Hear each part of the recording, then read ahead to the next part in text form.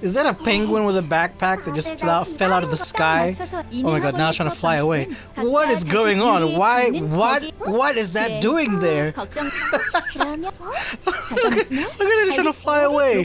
What the heck? What is up, dwellers of the interwebs? It's your host Sorasin, and this is Sorasin Gaming. Welcome to my channel. In today's video, we are diving into the brand new Soul Worker mobile game, Soul Worker Academy, released recently in South Korea and requires a VPN to gain access. I managed to gain access using Solo VPN, so if you're looking for a VPN to use, that's the one you can use. Soul Worker Academy is new, but at the same time familiar as well, especially for those who have played the PC game or even the other mobile game Soul Worker Zero, or I believe it's also called Soul Worker Anime Legends in other regions. Academy has you in, well, an academy, and there's many encounters in the school that gives off a school anime vibe. There's even a hot spring full of girls in swimsuits for those who like their fan service. Honestly, what even is this game? Before we dive deeper into how much I didn't like this game, let's just talk about what is on offer. The game's character creator is exactly the same as the previous versions of the game on both mobile and PC. Only difference is you are given the character's outfit straight away and can even pick a color for it. For some reason, you can only pick the girl characters, with I believe one male character coming soon.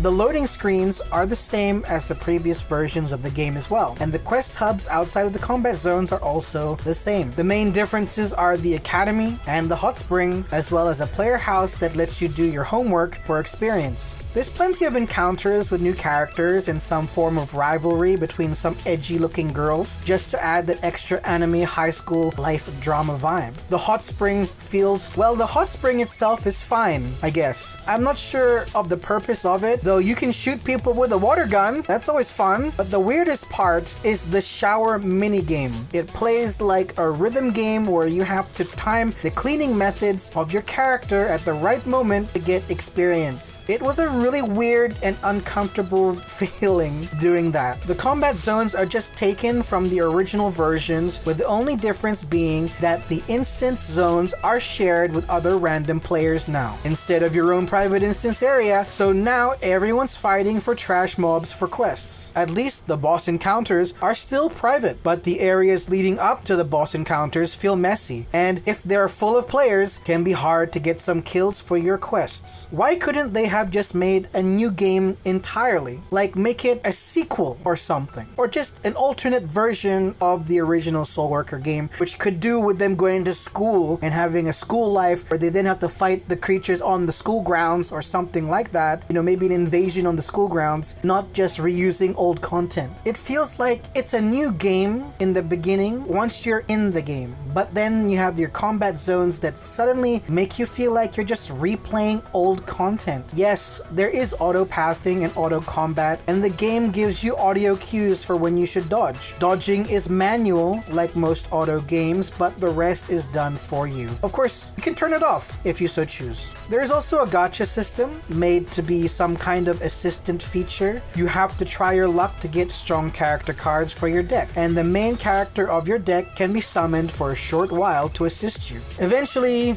I got to some form of content block where I wasn't quite sure how to progress further. But to be honest, by that point in the game, it was making me fall asleep after a couple hours of playing. So, for new players of Soul Worker, I'd say this could be fun for you. It has a mix of new and old content for you to experience. Kind of like a director's cut of the original Soul Worker, maybe. For players who have experienced Soul Worker already, you'll find a lot of the game is the same. Just new cinematics, new encounters in the story, and of course the new academy grounds, and then the controversial hot spring play minigame in the shower mode.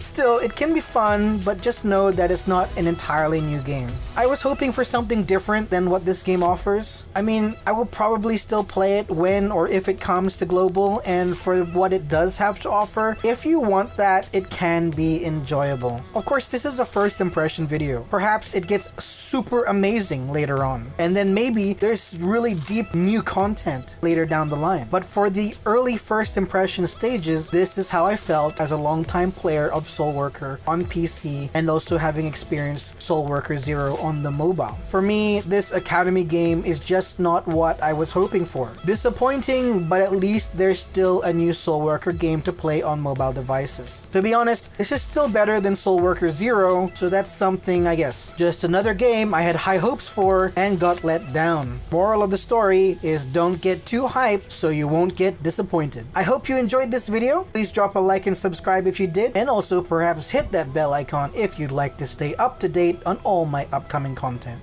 Take care, be safe. This is Sorensen Gaming signing off.